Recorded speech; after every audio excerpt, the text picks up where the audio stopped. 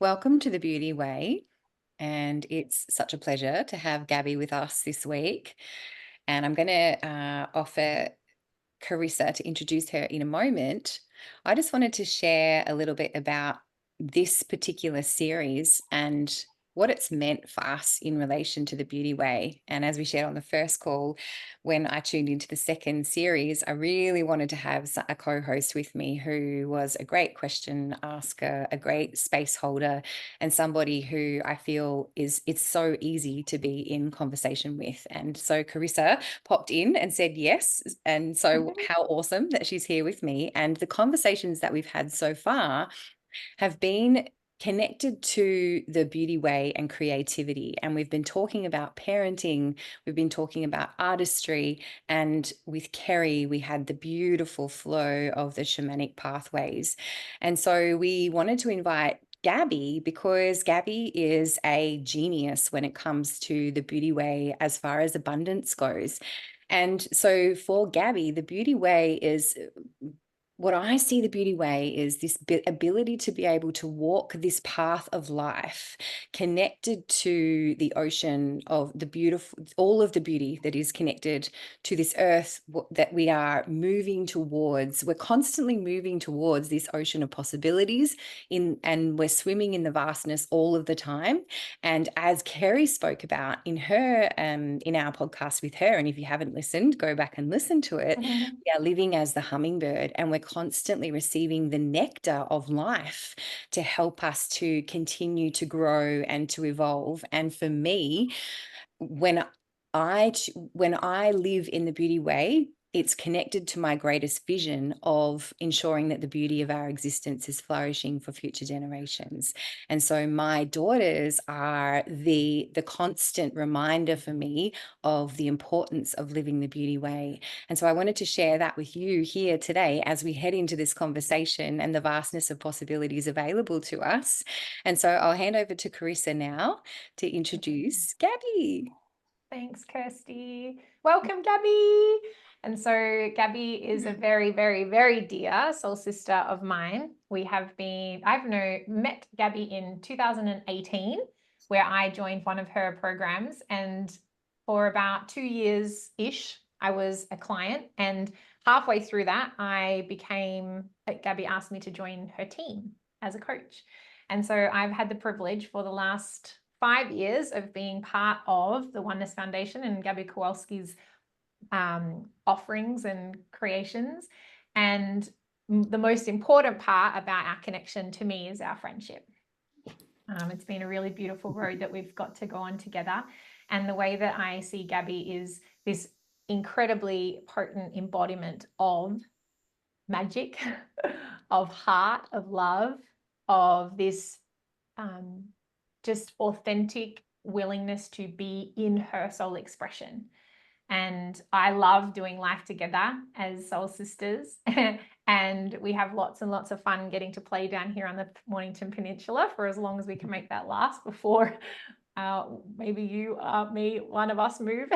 And so, yeah, welcome, honey. It's so great to have you here. Oh, thank you so much. I'm excited. I can feel how much fun we're about to have. Thank you. And yay, it's an honor and a pleasure to co-create. Amazing. And so the conversation today, I was hoping that we could go into different aspects and threads of how we weave our creativity to create abundance, how we weave our magic, and how we be in the embodiment of our soul expression, and how that kind of, I believe, is the foundation and the layout of living the beauty way, when we're in that soul expression, when we are living through our creativity. And I'm curious if you want to maybe just share a little bit about your backstory, or where you've come from to be in your expression, and yeah, just whatever flows through. Broad question. Let me scan the field where to begin and what would actually serve. You know, ever since I was a little child, like I've got memories of being 5, 6, 7, and just looking out the window at night at the stars and thinking to myself, there must be so much more to this universe than we know. There must be so much more available to us. It was like, I just knew. I knew there was more than the day-to-day existence that I saw around me at the time. And I saw patterns around me as a child where people would get up to alarm clocks, go to work, and go buy groceries and go clean the house. And there was these patterns everywhere. And these patterns kind of felt like they were only this tiny piece. And if you're listening, I'm making a really small shape with my fingers if you're listening to the audio. Like, to me, these patterns felt really small to the vastness. Like, looking out my window, I saw all these stars and I thought, if all of that is so large, then surely what's available to us on this planet is too. That there must be stars we just don't see yet, and there was this deep, like, philosophical desire to remember, to unlock, to unpack all of these pieces. And I feel like my whole entire life has been taking, every year, every step has had me, remember more, unlock more. And more specifically, when I was 20, I had this big car accident where my whole body was a bit messed up. After it, my spine was twisted in a big S shape. And every single osteo and chiro and all the standard people out there kind of said, hey, you've done yourself a bit of a mischief and we can't fix this, but we can definitely support you to, look after yourself. And I was kind of given painkillers. And long story short, I remember sitting there going, no, it just doesn't feel right. It doesn't feel authentically true in my being that there's no solution to this. Like, look at all the stars. There's got to be a star that simply isn't shining as brightly in the modern day world. And sure enough, within a couple of weeks after the accident, I attracted into my field the meeting of this cool, magical man in the mountains who has passed now, who became my first magical mentor, really, Herman. And him using energetic, like, our technology was able to put my whole physical body back into alignment better than how it was before the accident, literally recoding the energetics.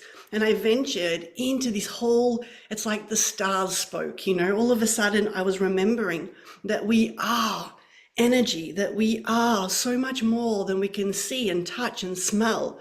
And to me, this is sort of, my journey of the more that we remember of who we truly are. We're infinite souls living expansive lives all over the multiverse for a lot of us. And even this one lifetime, we have multiple alternate versions of us that we're co-creating with.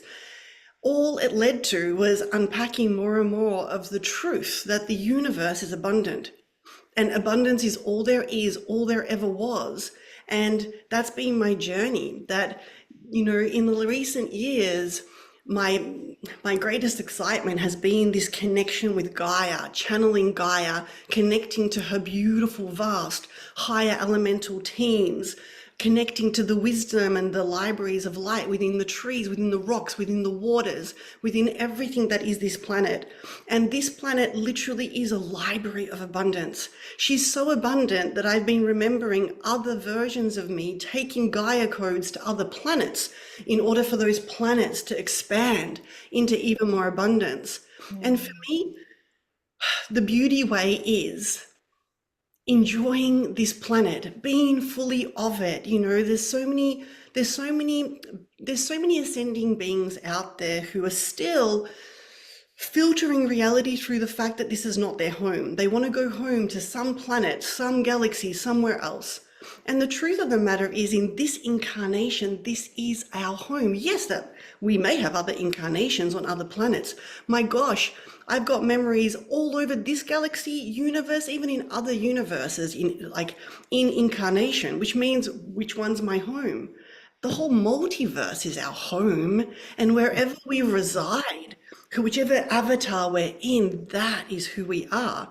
And to me, that the moment we fully embrace that, the moment we it's like we perceive ourselves as a fractal of Gaia, a fractal of our source, a fractal of source here in this magnificent playground where we can eat all the fruits and pat all the furry creatures and travel to all the different lands, which literally, you just travel this planet and it's undeniable how abundant this planet is. Every continent is like a different planet. It's uncanny. It's incredible.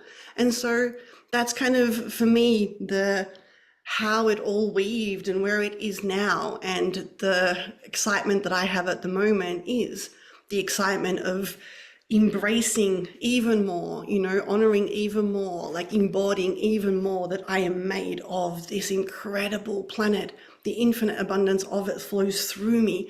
The creation within this planet to create so many different alternate things flows through me, which means, of course, I can create beyond possibility. I can create whatever it is that I wish to create.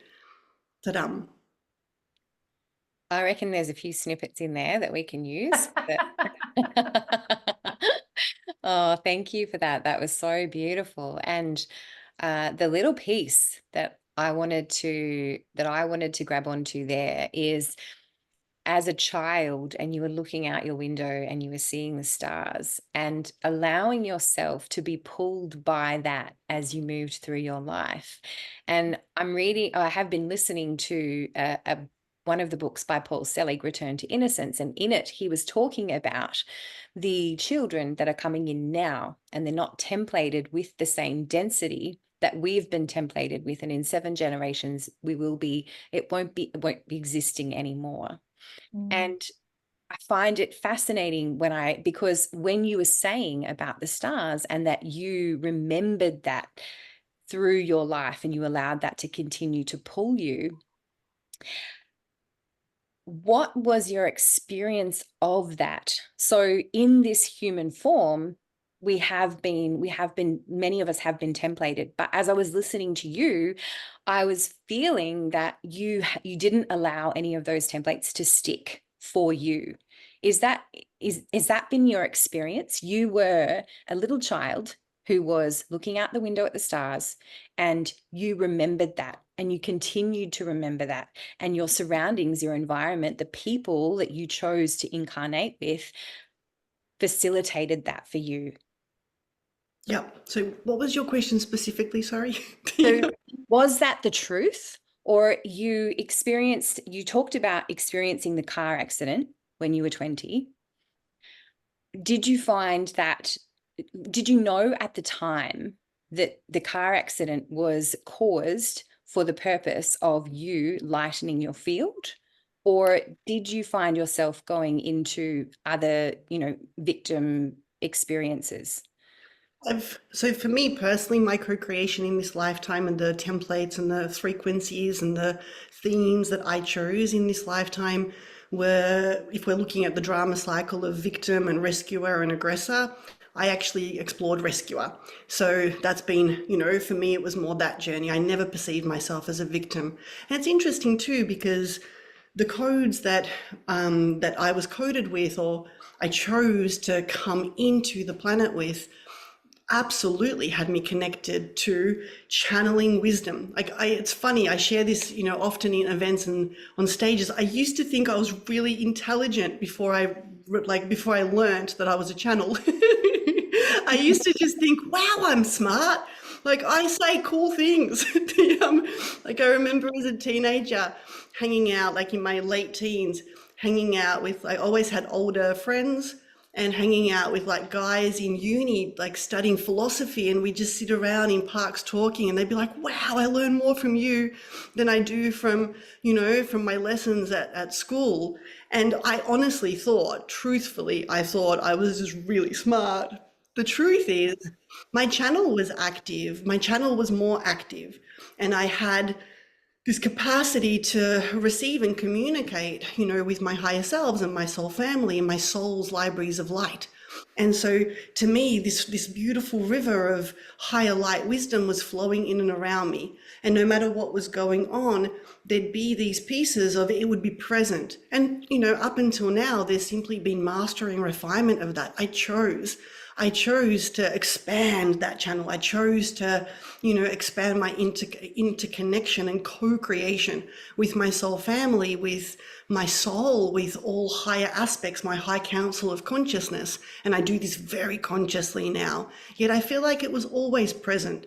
And it was always there. There was that, and I feel like a lot of us can relate to that. We can call this intuition. And as we develop this even more and embody it even more, we simply have access to be able to see higher perspective, And for those, I imagine that Kerry in your last podcast was talking about the different levels of consciousness. So if anyone's listened to that podcast, you would, you'd get that. For me, I was just a natural hummingbird. Like that, and we're giving some little excitements for people to go listen to that podcast too, and make sense of it. Yet ultimately, that was my natural state. That I would not spend much time in the jaguar or the serpent. I could go there, yet they weren't my natural homes. I always felt really beautiful within the hummingbird and the eagle consciousness, and could hold that, could hold that perception. So I would filter those pieces in. And anytime anything ever happened to me, I always held possibility. It's kind of interesting. I think we're all coded. Every one of us has certain codes that we come onto the planet with, which are our gifts. And the truth is, sometimes we don't even acknowledge that they're our gifts, that we've come with that building block for the new earth, for the planet, and somebody else may not have it. And so for me, it would make no sense why people would not want to continue going after their dreams. Why I could never understand how people would just give up. Because to me, if you have a dream and the first attempt doesn't have it come to life, that shows you what doesn't work. You now go left and you go looking left, or you go, you just keep flying around until you find that you're looking for. You stay on the path. And then I realized, that was actually one of my geniuses. Other people are born with this beautiful, emotional intelligence to them. Their capacity to be intuitive and sensitive to other people's emotions is quite beautiful. And then there are people that don't have these gifts, don't have these codes. And I'm sharing this from the perspective of, I really do believe that was something I came to anchor onto the planet. That was something that was born with me. And my parents reflected it. When I was a little girl, I was born in Poland. And at the time, Poland was under communist rule. It wasn't that great. There was curfews and rations, and we weren't even allowed to leave the country. So mum and dad planned to escape and bring us to a different country, and had to buy a return trip to a neighboring country as a holiday, just to get us out of the country. Like, things were not great in that environment. And I watched my very parents in their mid-20s, take two little kids and escape their country following a dream. We stayed in a refugee camp for almost a year in Italy, awaiting Australia to offer us asylum. Like, to me, I was in the environment I chose for myself was also allowing for this. Does that make sense? That I was watching, I was being coded with this experience. And I feel like, it's also a gift that I give to others now, that anyone who comes to play with me, I will always see your visions, your highest timelines. I will always hold them with you. You cannot sell me on things won't work, or I just won't buy into anyone's lower perceptions, if that makes sense. I don't know if that answers your question, but that's what came out. Awesome. Did you want to extend on that, Kirsty, or are you happy for me to? Yeah, no, that absolutely answered my question. And the little piece that you said about, as a child, you were witnessing and you were watching, and it's something that I'm always sharing about as well, is that our children learn by watching. They learn by receiving. They don't learn by us telling them and teaching them. So you're a beautiful example of that. So thank you for that story. Really appreciate it.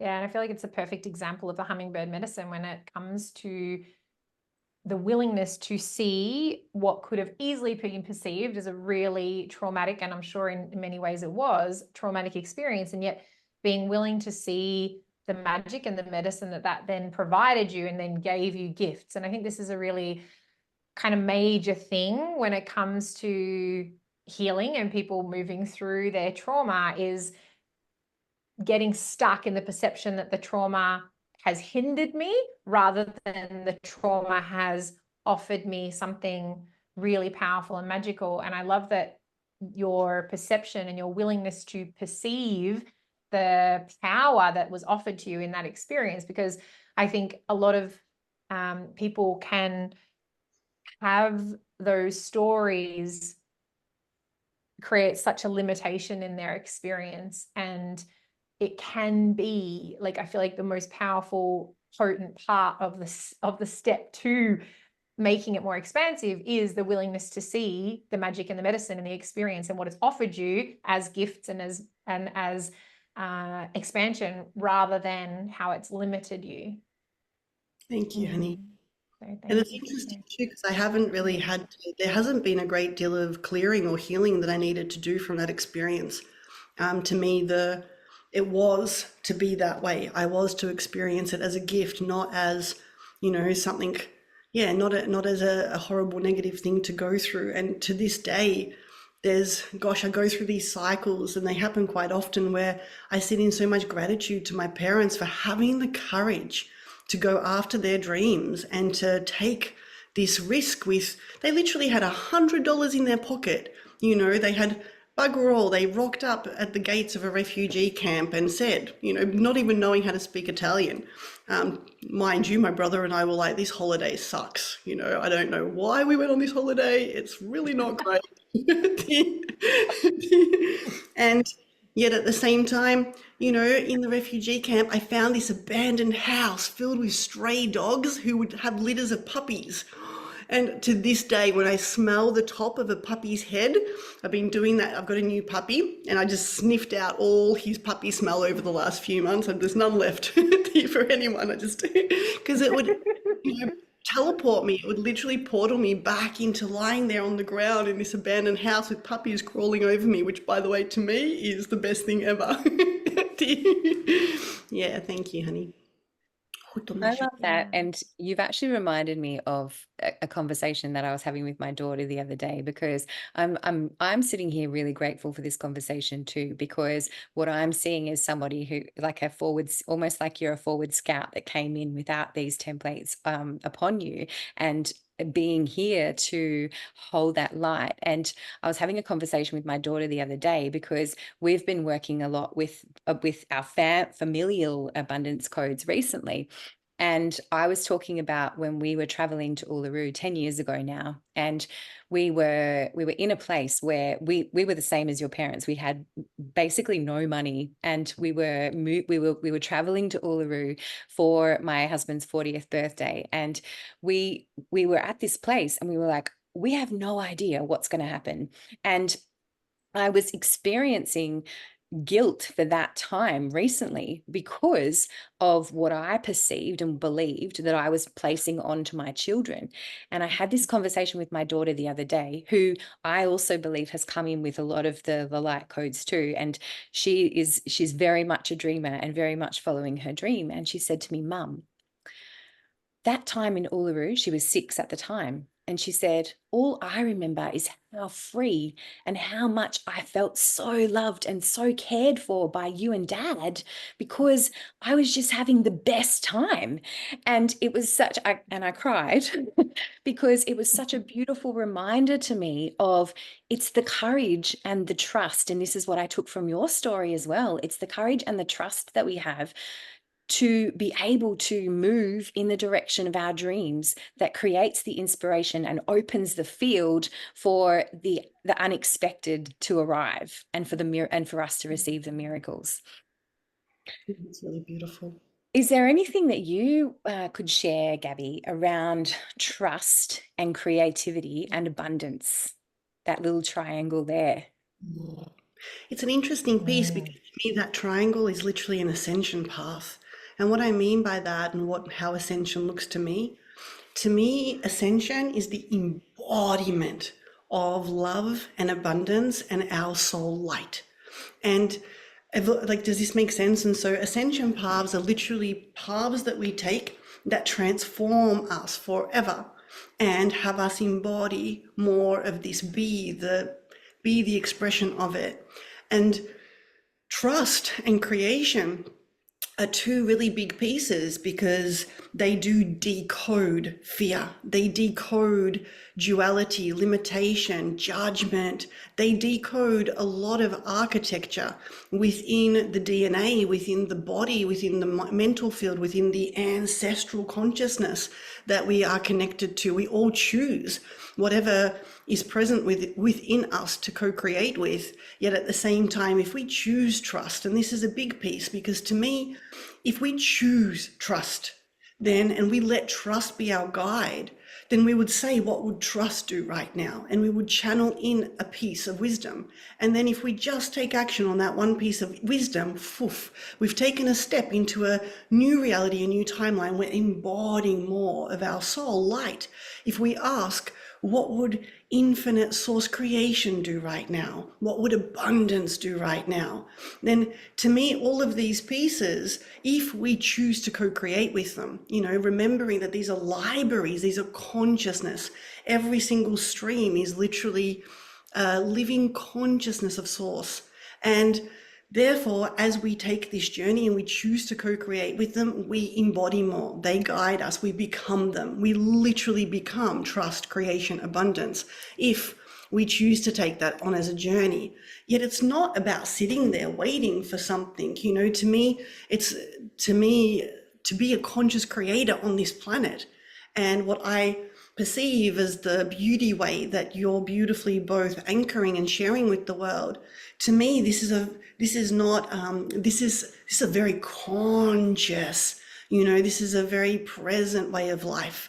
It's not passive, it's self-reflective, it's truly claiming that we are divine creators. And at any moment we choose what frequencies we create with, what environments we create with. And it's not about rejecting, it's literally about scanning for resonance, and being willing to be reflective and patient and open and know. And this is a big piece for me.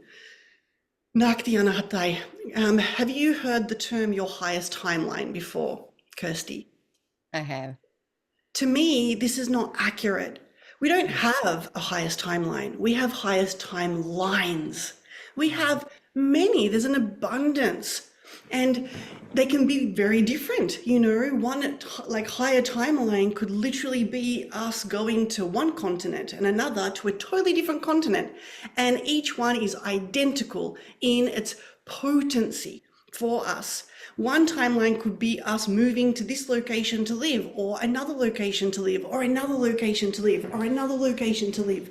It's not this limitation of this one thing. There is no one thing for us. There is many.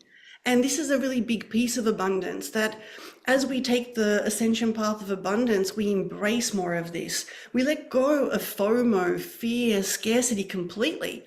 And we truly enter the field of infinite creation. Infinite creation means all this is available and then some. We go beyond possibility. To me, true creation is beyond possibility. It's not looking, what are other people doing? What's possible? It's not like, I don't look at what anyone's doing for inspiration. I absolutely celebrate everyone's creations, yet I'm not out there going, what's George doing? Oh, look at the way he's done his garden. I can do it that way. To me, when we tap into abundance and creation and trust that we, that our creations, our purest, authentic creations are literally the building blocks of the new earth, that we've got the whole universe with us, that anytime we honor our true creations that are coming from within us and our soul, every fractal of our soul consciousness, our whole soul family, every being of light, all of Gaia is with us in the creation of that's truly ours. Yet so many people on the planet have not mastered the art of attuning into what is their creation and what is a projected creation from the holographic field of society. And this is once again an ascension path, the path of what is my truth, the path of discernment, the path of what is my soul frequency, what is my creation, what do I want to wear, where do I want to live, what do I want to, how does my life get to look painted with my paintbrush, my paint, and with no needing to impress anyone or be approved of by anyone. And this is once again letting go. And so to me, truly embracing creation, abundance, and trust is taking us on a profound ascension journey into soul embodiment and what truly is sovereignty on this planet, to create alternate realities. And this does create the new earth. Mm. Yeah, so beautiful. I've just been like over the weekend pondering this, because I'm reading this epic series about fairies and dragons and all these different things, and there's a whole big element of fate. And this one of the characters is like resisting the fate of the stars, and she like wants to create her own like reality and what have you. Anyway, as you were just sharing then, Gaby, I was thinking about how there are so many people that limit themselves by there's this one higher timeline, or there's this one way that I've got to go, and am I going to make the right decision, and am I going to be on the right path, you know, as if there is only one. And it is such a scarce way of relating with reality.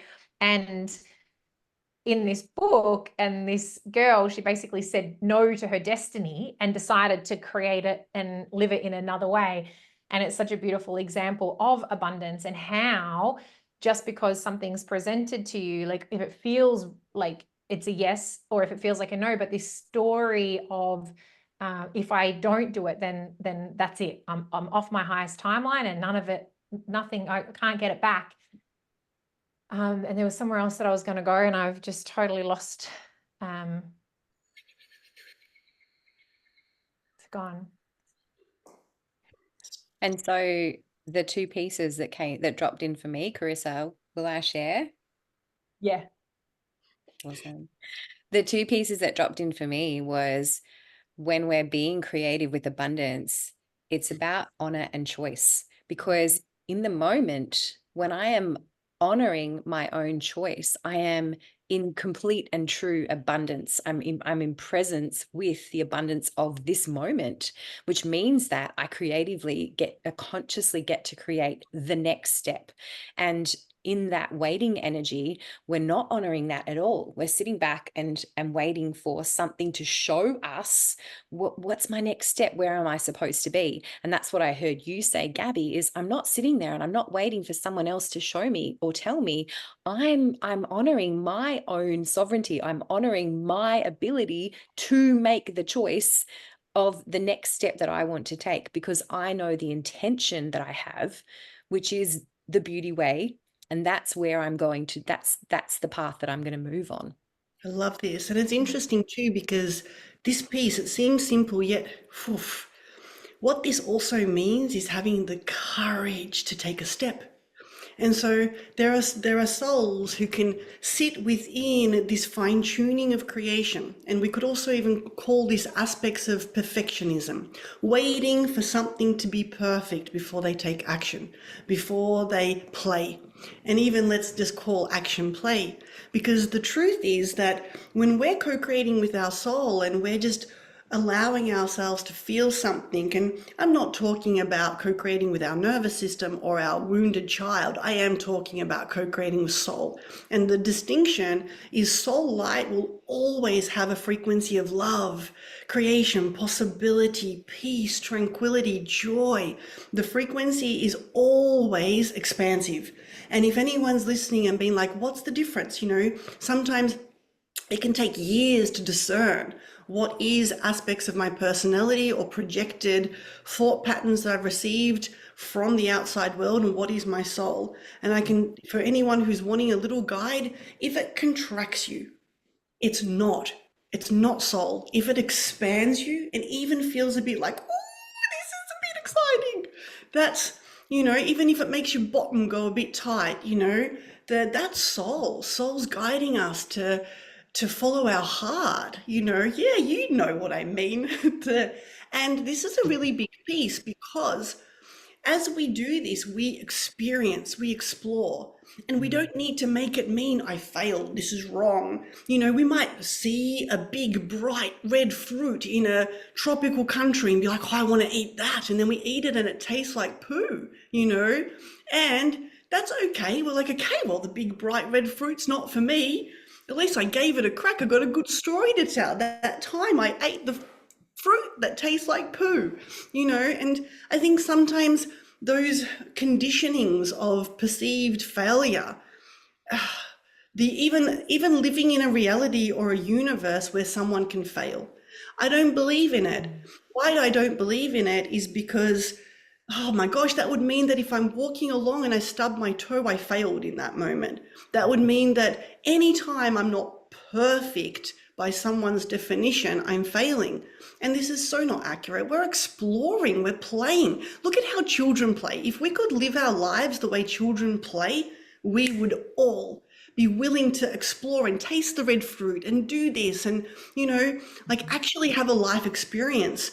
I have the honor to coach beautiful souls who are building mission empires of light, who are truly making a difference on the planet. And every now and then, one of the pieces that I work with them in is some of them are still trying to work it out here. Instead of knowing that you can't work out everything in your consciousness, you get a nice map. And then you go out there, you're like, okay, this is the offering I want to give to the world. This is the avatar, the person I think it's for. And let's go give that a crack.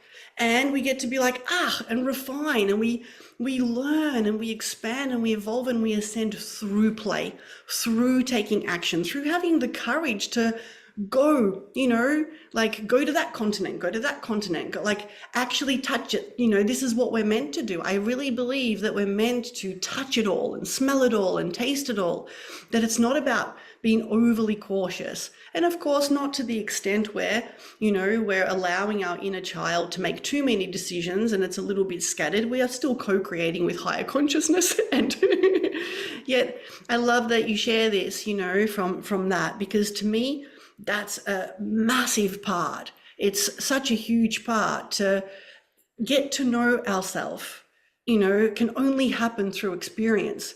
It can't be conceptually, it's not a mental activity. It can't be. It's, follow your heart, taste that fruit, touch that thing, do that. And, live this life, live it, that's what we came here for. I truly believe that. Totally. And I was going to bring in the play piece earlier to ask you how important you feel like it is. And I feel like you've just spoken to that, because that's one of the things that I love about you the most is your childlike play and just a willingness to play with everything and bring humor and fun and all of that into creativity. And I feel like having that playful nature gives us the ability to recognize the actions that we're taking as play, as opposed to this thing that I might fail in doing. And the more available we are for play, the more we take the hand of our child and allow it to be an embodied experience as an adult, where we're both like there all the time, gives us this different perspective on our creations, how we're creating them, and that they are simply play, and we don't have to take it so seriously and make it this thing that's going to determine how good or enough I am off the back of it. And I love that you wove that piece in of if we all just created through the world like children, with a level of discernment and adult embodied as well, the magic that we can create from there. Because I think that when we lose that childlike play and we lose that fun and humor element, is when we start to take it too seriously and start to allow fear to be the driver, because, we've gotten in trouble or whatever the million things are that we have as a reason why our child isn't part of the process. And I just love that as a topic. It's, yeah.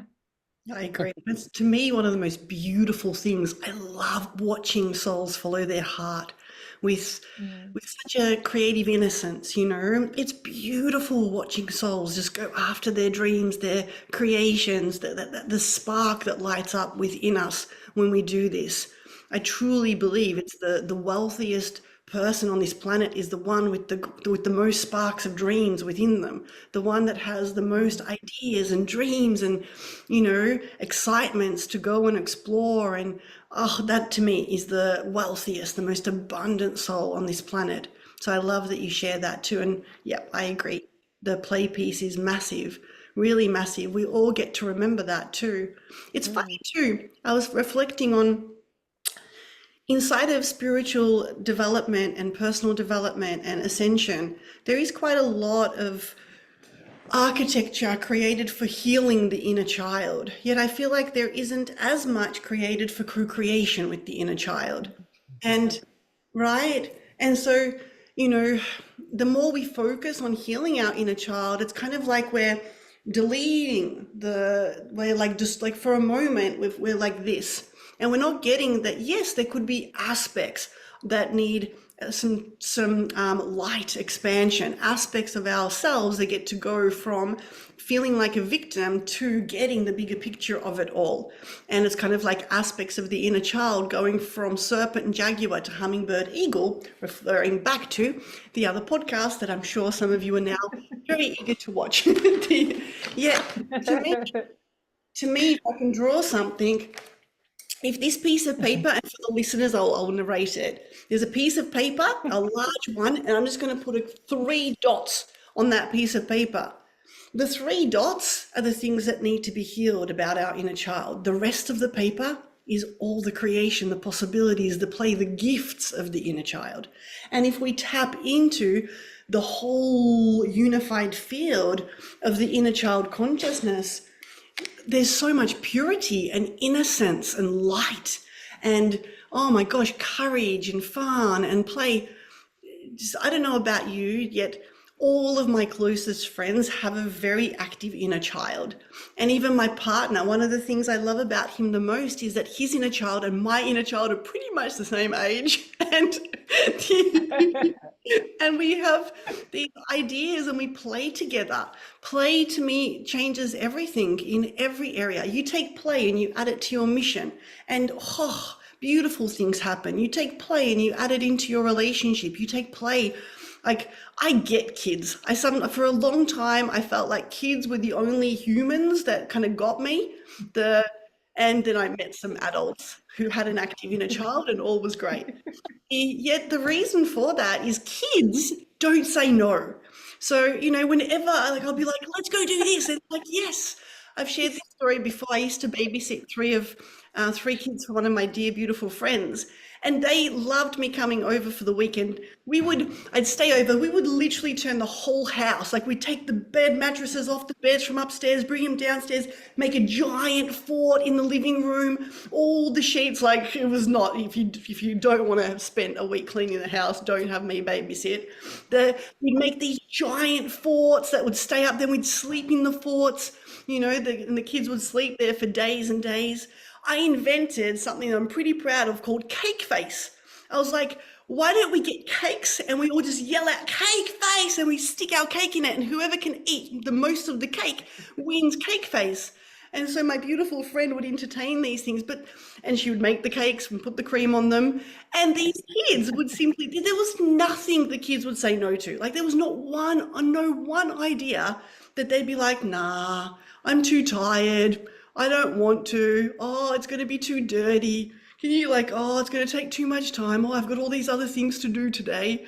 And I feel like, you know, but if we tap into that, there's so much life force energy within that field, and it's in all of us when we choose, like Carissa said, to take our beautiful inner child by the hand and be like, well, what do you want to do today? Or how could we make this even more fun today? And the inner child gets to channel through and be like, well, you could do it in a fairy costume.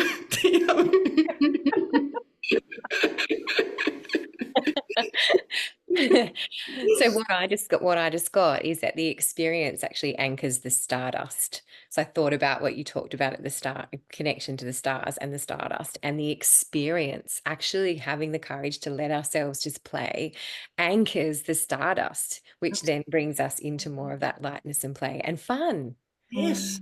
And it's kind of interesting. Like, Go. I was just going to say, I feel like kids are the ultimate embodiment of trust, because they have no coded templates of limitation about what's available, how much it's going to cost, like I'm going to have to do washing after this, I'm going to have to clean the house, like all of these things. are not really part of the limitation. And so there's this natural embodiment of trust, and not just trust, but willingness to just go with what feels fun and exciting and playful and deal with the rest later, kind of a scenario. And there was something else I was going to say. My brain is really not in my head today. I like this means that yeah. shifting realities and Yes. try merging into new versions of you, and they're like, okay, just stay in this new place. You were going to say something, Gaby? Well, now I'm in a different version of me, so I don't know either. I'm happy to keep going in this beautiful vortex. There was one piece I was going to speak to around you mentioned about the focus on the inner child healing versus like co-creation with inner children. And,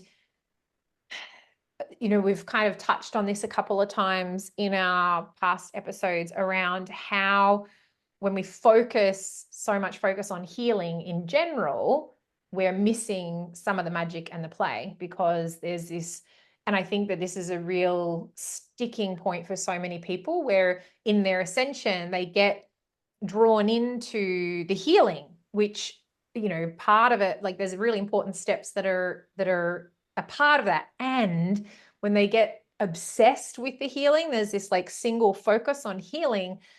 It's almost like everything gets, again, so serious. And we're saying no to the playful, fun things because we're really serious.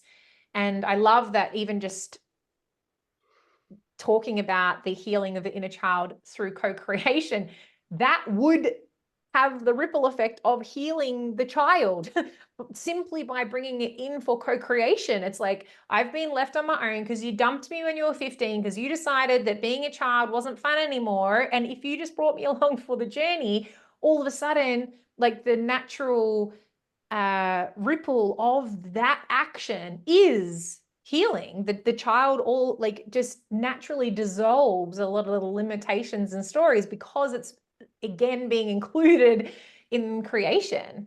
And I love that the focus on co-creating and play, like that impact.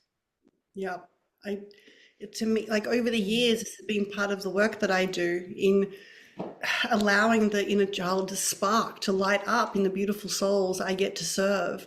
And I know, like I can literally see it in their quantum field, that as they reconnect to more and more aspects of their the beauty of their inner child, aspects of the wounded inner child transforms without any therapy, without a healing session, because the energetics are doing it.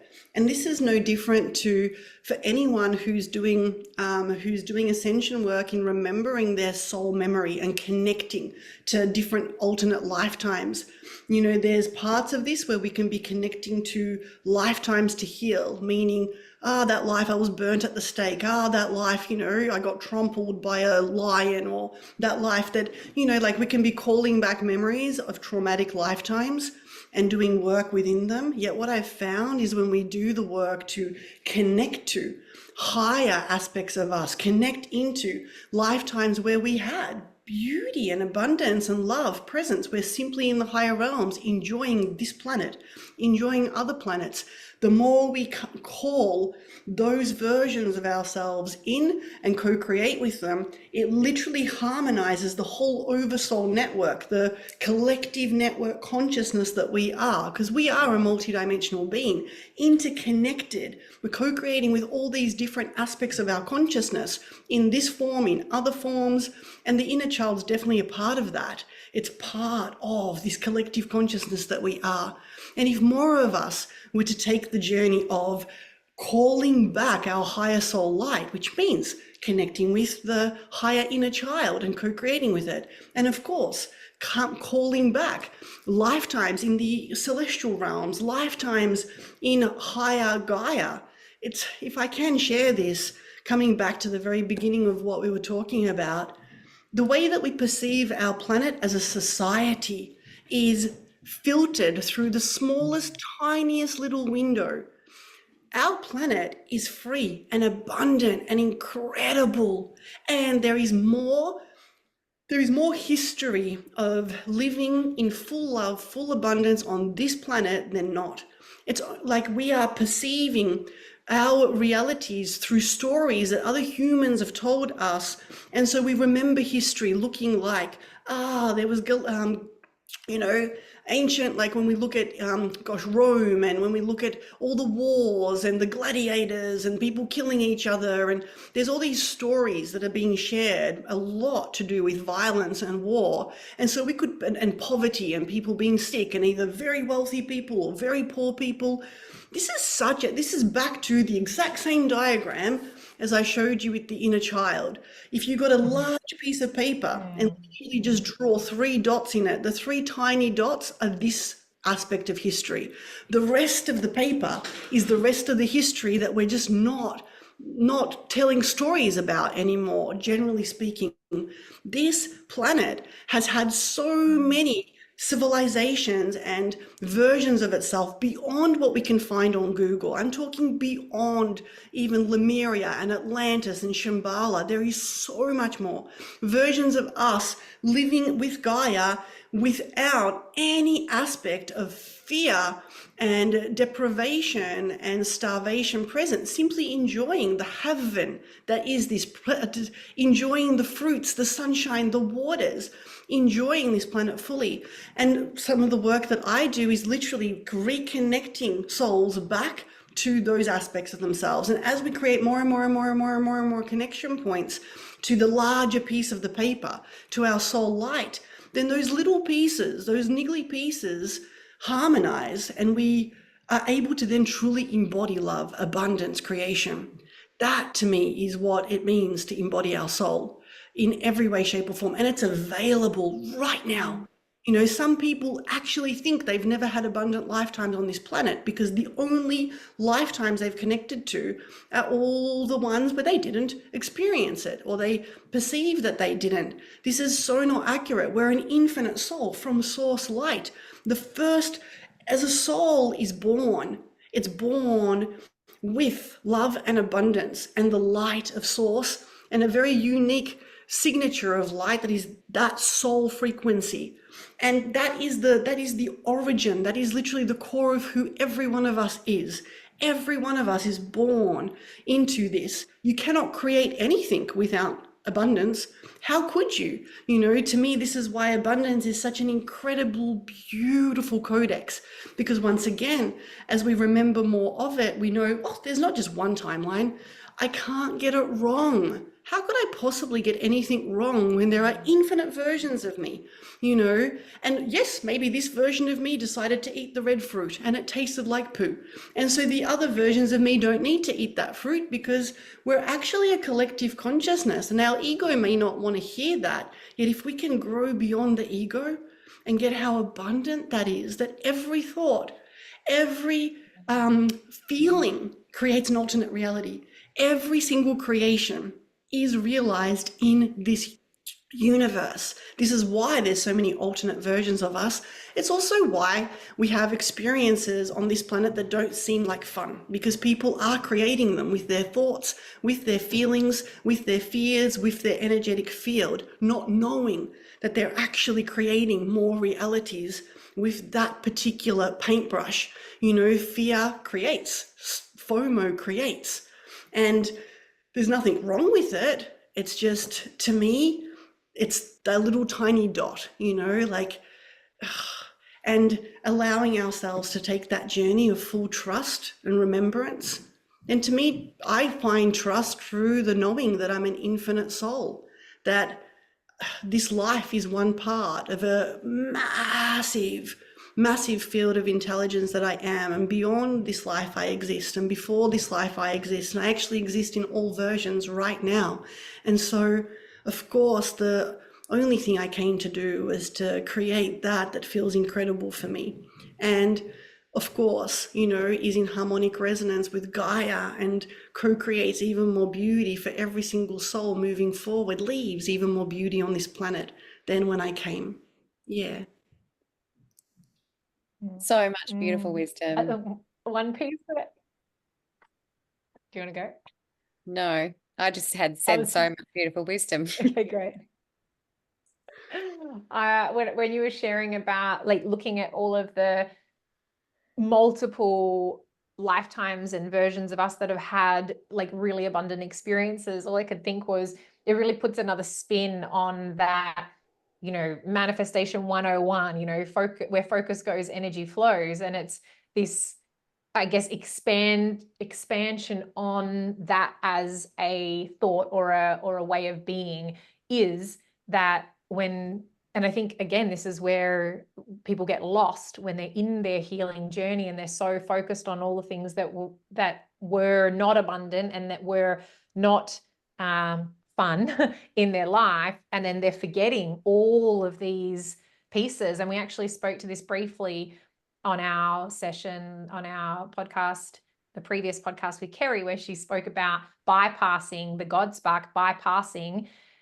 A lot of people have this story that we're bypassing our trauma by looking at the positive, but nobody talks about how we're bypassing all of the abundance and the magic and the light and the play and the fun and all this by only focusing on the trauma and the stories and the narratives and all the things. And so it's just another extension on that, and I love it. Thanks for sharing, Gaby. I love that. That's the best, you know, allowing ourselves to perceive the unified field of all of it with no judgment, simply receive it all. You know, this is back to, you look out the window and you see all the stars and you see it all. And we are all the stars. And yet we can either focus on this star over here, or we can receive all the stars of who we are. And I love that. Carissa, that was just fist bump. Awesome. Yes. Yes. Imagine the unified field of all of us, you know. I really see that that's how our new, like the new civilization, the new consciousness of humanity gets to reside in that. That will be the norm really, really soon for all of us. And that excites me. Yeah. Me too. totally. Yeah. Yeah. And I feel like the more of us that are leading the way by focusing on that spark of source, our light, the aspect of us that is God in every moment and every experience, and that creative energy that flows through is what creates the foundation for, as you mentioned at the start, Kirsty, those 7 generations from now, and those that are being willing to be their courage to take the steps and be the embodiment of their soul light is what creates a foundation for generations to come. And I feel like just off of this whole conversation, if there's somebody who's listening who's like, where the fuck do I start? How do I even like begin looking at that? There was one piece that just feels like a really basic like place to start. And Gaby, you gave this piece to me, and it's been a long time since I've done it, but I feel like it's very effective, which is set your phone alarms to go off every hour to remind you to refocus on whatever said thing it is that you want to focus on. And so, you know, we're talking about these multidimensional aspects and the multiple lifetimes and incarnations that we've had in abundant realities, and with prosperity and wealth and play and fun and all of the joyful harmony things that there are. And you know, making it your ritual every hour of every day for, you know, however long you can keep it up for. And if you notice that you're ignoring the alarms, change the tactic, change the duration, change the comment, like do what you've got to do to keep the focus. Because I feel like it's a really good way to remember, because sometimes our consciousness wants to do it, and then we get to the end of the day and we're like, fuck, I haven't done any of the things that I wanted to focus on today. And so, yeah, but apart from that, is there anything that you would add as like a thing that people can do right now that's going to support them to expand into greater creativity and abundance and play? I love that. Firstly, one thing I've noticed is you want to have a really deep reason that's true to you for why you would take a journey of recoding yourself. Because what Chris is speaking about is recoding consciousness. We have automatic consciousness, and that is the ingredients that you know predate this moment, and we can recode it. And if we recode it, we could easily set our alarm to go off a few times a day. And my recommendation is choosing frequencies to co-create with. And what I mean by this is ones that guide you, ones that you can channel, ones that you're choosing to embody. And so if you're like, okay, I know the frequency of play, if I was to add that ingredient into my life, it would truly change everything. If I was to add the frequency of abundance, it would truly change everything. If I was to add the frequency of peace, you get to tune into what are the frequencies that I love, that are my soul song. And you get to co-create with them. And you can start with 1 or 2 or 3, see what you can maintain. And then if it was play, I did this years ago. I wrote play. I literally knew that I'd gotten a little bit serious. It was 2014, I believe, and I'd gotten too serious. I was building businesses and doing all of this stuff, and I remember getting too serious. And so I wrote a big play on a big piece of poster paper that I got from the office shop, and I stuck it into my office, and I stuck another one in my cupboard where I would open the cupboard to get cups for tea and coffee. I had one in my shower that was laminated. I would literally stick these notes around the house. The loo is awesome for this, because I don't know about you, but anytime I'm in a health center getting a colonic or something, or a massage, if they've got stuff in their loo, I'll read it, and so we don't tend to do this at home as much. So you could remember to play, and even remind yourself as to why you're doing this. If you've got a big enough why that you're going to recode yourself, you'll stick with it. And you will recode yourself, and you'll be like, okay, I'm co-creating with play. And then you get to be like, okay, what would play do today? What's a way that I can infuse more play? How would play see this? And abundance, to me, if we're guided by abundance, we continue conversing with abundance throughout the day. So the alarm could literally go off just to go, okay, am I to do a scan? Am I currently co-creating with abundance? Nope, I just got a bit serious and play. Nope, I just got a bit serious. Okay, let's shake it out. Abundance, how do you see the situation? Play, how do you see it? And you'll literally imagine play and abundance are 2 buddies that you're with all the time. And every hour you're just checking in with them. You're asking them how they see things, what to do next. I can't even begin to tell you what this does if someone's willing to actually stick to it, and stick to it for a long period of time until what you find is the alarm goes off. And you're already co-creating with abundance and play. There is nothing, you're there, they become you, you become them. That's how we embody frequencies. That's how, by choosing to co-create with them, not waiting for it's not about, let's wait for it just to become me.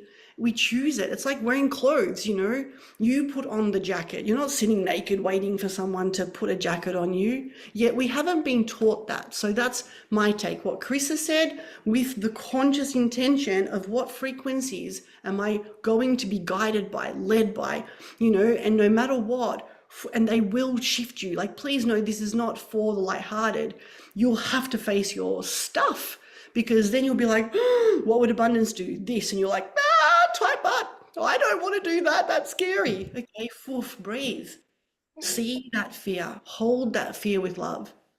Transmute that fear within you. Choose beyond it. And the whole universe changes.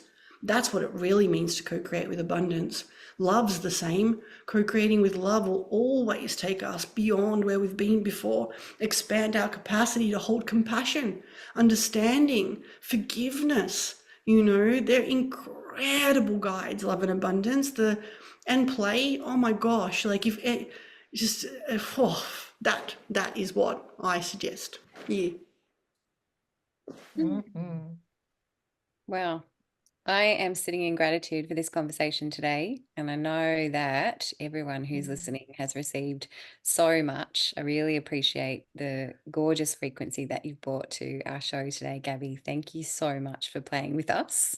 Much for having me and playing with me too. Yeah, it's been awesome. Did you want to If share? people want to find you, Gaby, where will they find you? If people want to find you, Gaby, yes. Yep. I'm not sure if you share links, or that would be the easiest. However, you can just type Gaby Kowalski, GabyKowalski into Facebook, and there I'll be. I'm usually the first Gaby Kowalski that pops up, and you're welcome to send me a friend request and check me out there. Instagram, I'm Gaby Kowalski _global, I believe, and I have a website, GabyKowalski.org.